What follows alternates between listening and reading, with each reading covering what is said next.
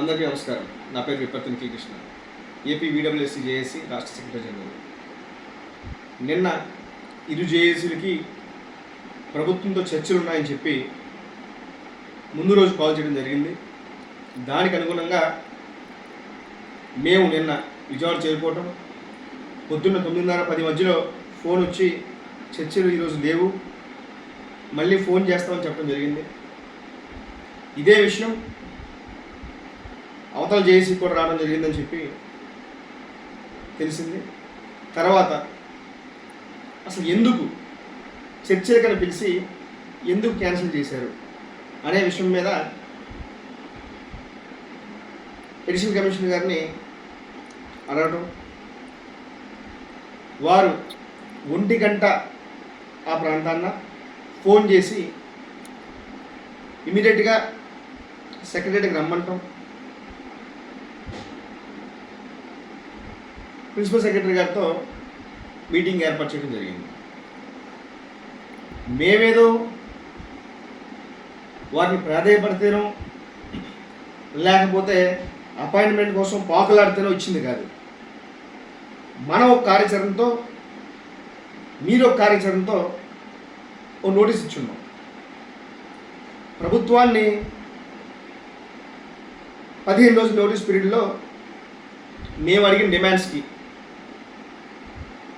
Call ఇవ్వకపోతే 22ని 15 రోజులు అయింది కాబట్టి మా కార్యాచరణని మేము ప్రకటించుకొని వారికి నోటీస్ ఇచ్చి ముందుకెళ్ళడం జరుగుతుంది. అదే తరుణంలో వారు చర్చలకు వెళ్ళటం, నిన్న వీళ్ళకి వెళ్ళటం, మాట్లాడటం జరిగింది. మీరు ఏదైతే మేము పెన్షన్లు ఆపుతాం, ప్రభుత్వానికి అల్టిమేటం జారీ చేస్తాం, మీ పద్ధతి వేరు, మా పద్ధతి వేరు. మీ దారిని మీరు వెళ్తున్నారు, మా దారిని మేము వెళ్తున్నాం. కింద 1,25,000 ఉద్యోగులు నలిగిపోతున్నారు. ఆ విషయం అందరికీ తెలుసు.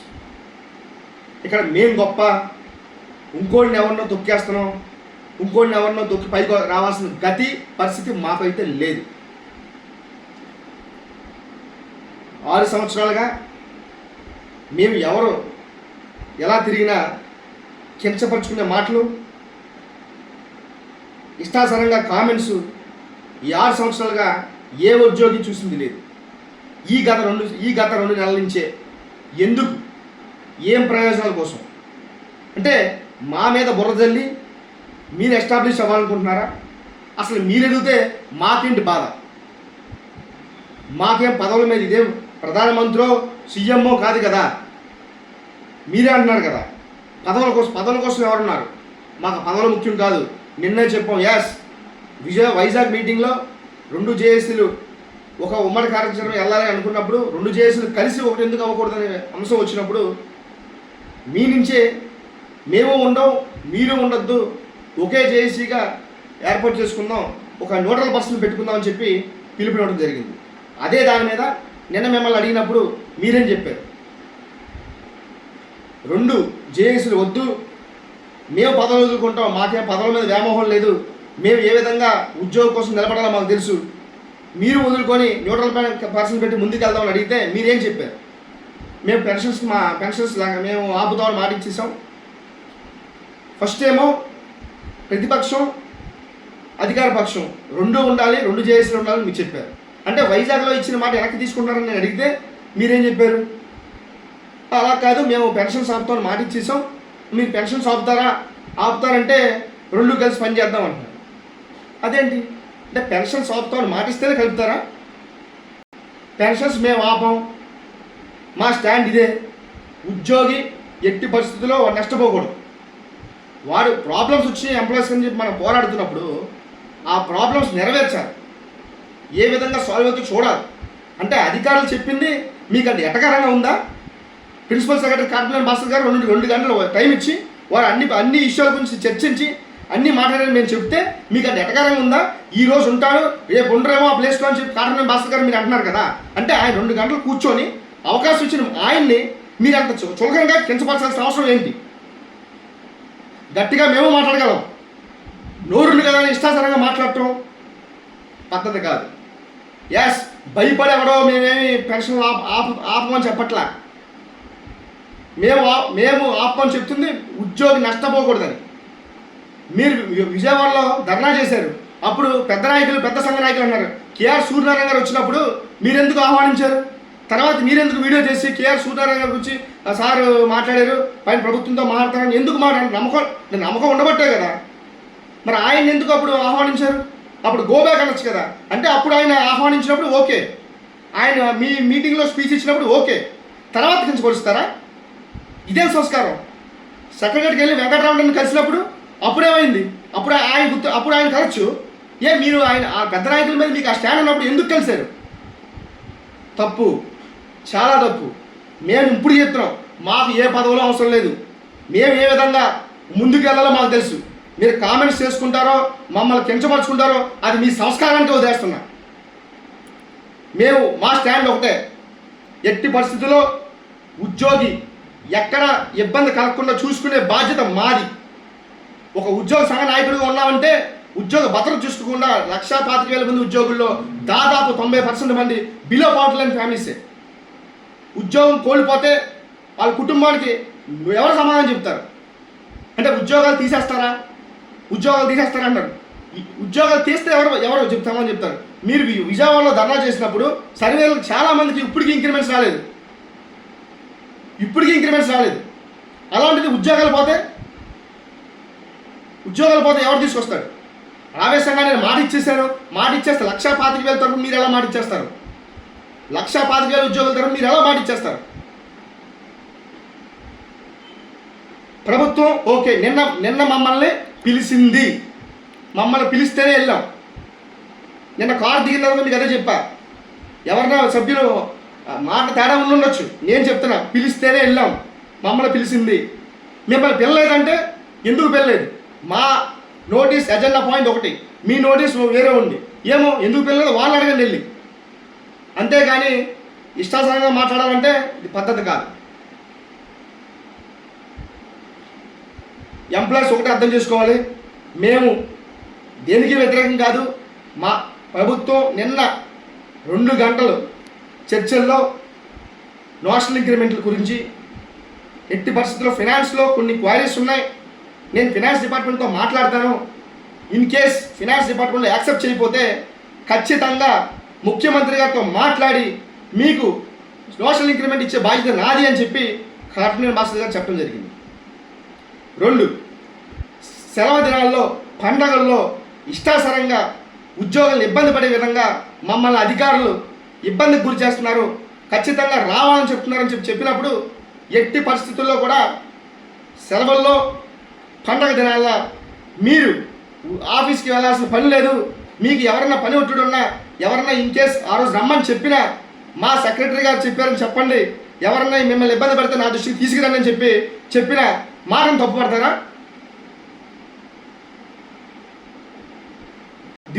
దివ్యాంగులకి ఎంప్లాయీస్కి ఫీల్డ్ డ్యూటీ చేస్తున్నారు, దయచేసి వారు ఆఫీస్లో ఉండే విధంగా ఫీల్డ్ డ్యూటీ వేయద్దని చెప్పాం, దానికి కూడా వారు యాక్సెప్ట్ చేశారు. సిఎల్స్ కోసం ఉద్యోగులు ఇబ్బంది పడుతున్నారు, అత్యవసరంగా సిఎల్ తీసుకోవాలంటే అధికారి టైం కుదరకపోతే సిఎల్ పెడతాం, కుదరట్లేదు. దానికోసం కూడా చెప్తే ఇమీడియట్గా సిఎల్కి 1 డే టైం ఇచ్చి ఆ 1 డేలో డీమ్ టు బి అప్రూవ్డ్ అని చెప్పి అయ్యే విధంగా మేము ఇస్తామని చెప్పి, అదే ఈఎల్స్కి అయితే 3 డేస్లో అవుద్దని చెప్పి మేము డిజైన్ చేస్తామని చెప్పారు.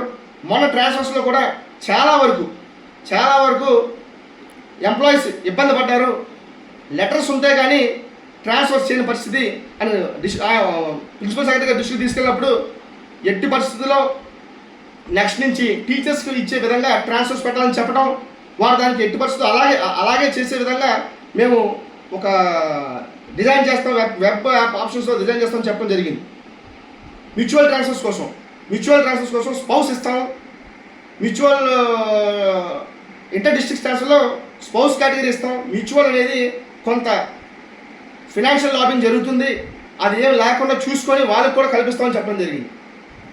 అంటే ఇన్ని అంశాల మీద ఆ ఎంప్లాయీస్ ప్రెజర్కి గురవుతున్నారు, కనీసం రిలీఫ్ అనేది ఉండాలి, రెవెన్యూ లాగా స్పోర్ట్స్ మీట్స్ పెట్టండి అని చెప్పినప్పుడు డెఫినెట్గా స్పోర్ట్స్ మీట్స్ మీకు కండక్ట్ చేస్తామని హామీ ఇవ్వడం జరిగింది. మొన్న రీసెంట్గా మీ కొంతమంది రెవెన్యూ డిపార్ట్మెంట్స్, పంచాయతీ శాఖ డిపార్ట్మెంట్స్ నుంచి వచ్చినప్పుడు ఎట్టి పరిస్థితుల్లో పంచాయతీ స్టాఫ్ అందరూ చేయాలి, కొంతమంది చేయరు, ఒక దగ్గర ఒక దగ్గర రూల్ అని చెప్పి అన్నప్పుడు కూడా మేము దాన్ని ఖండించడం, ఇదే ఇష్యూ వారి దృష్టికి తీసుకెళ్ళటం, డెఫినెట్గా నేను మాట్లాడి అలాంటి ఇబ్బందులు లేకుండా తక్షణమే ఏ ఎంప్లాయ్ ఇబ్బంది పడకుండా చూసుకుంటామని హామీ ఇవ్వడం జరిగింది. ఇలా అనేక అంశాలు 2 గంటల్లో, పావు గంట కాదండి 2 గంటలు. మీ విజన్ ఎవరు టీం ఉందన్నారు కదా, మీకు తెలియదేమో. 1 గంట పోకు మేము వచ్చి వెయిట్ చేస్తామని చెప్పారు. మాకు 1 గంట పోకు కాల్ వస్తే మేము వచ్చిన 2 గంటలు 2:15 లోపలికి వెళ్ళాం. మీ విజనరీ టీం సరిగ్గా అబ్జర్వ్ చేయలేదేమో. మేము పావు గంట సేపు చర్చలు కూర్చోలే, 2 గంటల సేపు కూర్చోబెట్టి మాట్లాడారు ఆయన, 2 hours. ఇంకో మాట చెప్పారు, దయచేసి ఎవరన్నా రెచ్చగొట్టే వాక్యాలు చేస్తే దానికి ఎంప్లాయీస్ ఎవరు ఆవేశపడి ఉద్రేకపడకండి, మీ భవిష్యత్తు డెఫినెట్గా మిమ్మల్ని ఏ విధంగా చూడాలో మాది బాధ్యత, డెఫినెట్గా మీ అందరికీ న్యాయం చేసే విధంగానే మేము చూస్తాం అని చెప్పడం జరిగింది. ఇలా అనేక అంశాలు చర్చలకు వచ్చింది. ప్రమోషన్ లేని డిపార్ట్మెంట్స్కి, విలేజ్ లెవెల్లో అయితే ఇంజనీరింగ్ అసిస్టెంట్స్కి, వెల్ఫేర్ అసిస్టెంట్స్కి, ఇంకా అనేక శాఖలకు కూడా ప్రమోషన్స్ లేవు. ఇవ్వని ప్రమోషన్స్ లేని డిపార్ట్మెంట్స్ అన్నింటికి కూడా డెఫినెట్ ఖచ్చితంగా ప్రమోషన్స్ ఇచ్చే విధంగా నేను మీటింగ్ కాన్ఫర్ చేసి చీఫ్ సెక్రటరీ గారితో, అవసరమైతే సీఎం గారితో కూడా మాట్లాడి మేము ఫైల్ మూవ్ చేసే విధంగా నేను చూస్తానని చెప్పారు. వార్డులో కూడా ఇప్పుడు దాకా ప్రమోషన్స్ ముందుకు వెళ్ళలేదు, అది కూడా నేను ఖచ్చితంగా టేకప్ చేసి మీ ముందుకు తీసుకెళ్తామని చెప్పడం జరిగారు. ఇలా అనేక అంశాలు మనం చర్చించడం జరిగింది. అన్నింటిలో కూడా డెఫినెట్గా మనకు న్యాయం చేస్తామని హామీ ఇచ్చారు. ఇదే మినిట్స్ లోపల ఇవ్వమని జరిగింది. వారు మనం ఏదైతే చెప్పారో సర్క్యులర్స్ కూడా ఇస్తామని చెప్పారు. ఇవన్నీ జరిగినాయని మీకు చెప్పాం. అయినా మీరు నమ్మకపోతే, అంటే ఒక ప్రిన్సిపల్ సెక్రటరీ స్థాయిలో ఉన్న వ్యక్తి చెప్పిన నమ్మమా? మేము నమ్మాం కాబట్టే మేము చెప్తున్నాం. మేము ఏదైతే కార్యాచరణ మేము ఉన్నామో, మేము ఇచ్చిన దాంట్లో డోర్ టు డోర్ అదే ప్రాధాన్యం. డోర్ టు డోర్ దానికి మాత్రం మేము యాక్సెప్ట్ చేయలేదు. వారు చెప్పారు క్వార్టర్లీ, 1 ఇయర్లీ ఉండే సర్వేలు, దాని మీద అయితే మనకి ఒక ఫేవరబుల్ డెసిషన్స్ రాలేదు. దానికి మేము యాక్సెప్ట్ చేయం.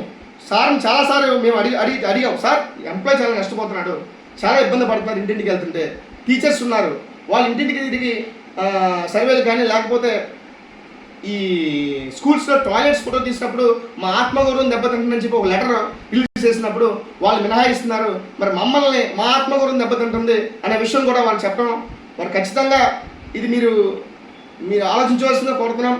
మాకు న్యాయం జరిగే విధంగా చూడమని చెప్పడం జరిగింది. మనం సాటిస్ఫై అనే అంశం అది. సాటిస్ఫాక్షన్గా సార్ చెప్పిన మ్యాక్సిమం ఇవన్నీ డిస్కస్ చేశారు. ఇవన్నీ ఆయన హామీ ఇచ్చారు.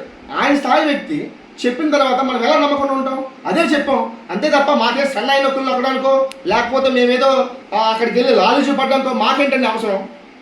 మేము చెప్తున్నాం, పదవులు మాకు ముఖ్యం కాదు. 6 ఏళ్ళుగా మేము ఎలా చేసామో ఇప్పటికీ నిలబడి ఉద్యోగం కోసం ఖచ్చితంగా నిలబడతాం. ఉద్యోగం నష్టపోతుందో చూస్తూ ఊరుకోం. డెఫినెట్గా మేము ఒకటే చెప్తాం, ఎవరిని ఇబ్బంది పెట్టాం. మీ కార్యాచరణ మీకు నచ్చితే ఫాలో అవ్వమండి. కాకపోతే మేము వాళ్ళు కూడా అడుగుతున్నాం, వాళ్ళకి కూడా చెప్తున్నాం. ఈ వీడియో పరంగా వాళ్ళు కూడా చెప్తుంది ఏంటంటే, దయచేసి ఆలోచించండి. ఎవరిదైనా ఉద్యోగం పోతే కుటుంబం ఎంత ఇబ్బంది పడుతుందో ఆలోచించండి. మిమ్మల్ని 1,25,000 మంది ఉద్యోగుల్ని మేమేమి మా మాట ఏమని చెప్పట్లా. ఇది మా అభిప్రాయం, మా అభిప్రాయం ఇది, నష్టపోకూడదని. అంతే తప్ప వేరే ఏదో లబ్ధి కోసమో ఏదో దానికోసమో మేము ఉండేటైతే డెఫినెట్గా మేము స్టేట్మెంట్ ఇచ్చేవాళ్ళం కదా. నాయకుడు అన్నవాడు ఉద్యోగ భద్రత చూసుకోవడం చాలా ముఖ్యం. మా స్టాండ్, మీ స్టాండ్ అదేమో, మేము మీ స్టాండ్ తప్పు పడట్లే. కాకపోతే మా స్టాండ్ ఇదే నేను చెప్తున్నాం. ఎవరు ఫాలో అయ్యారో వాళ్ళు ఫాలో అవుతారు. ప్రతి ఉద్యోగి అర్థం చేసుకుంటారని కోరుకుంటూ సెలవు తీసుకుంటున్నాను. Thank you.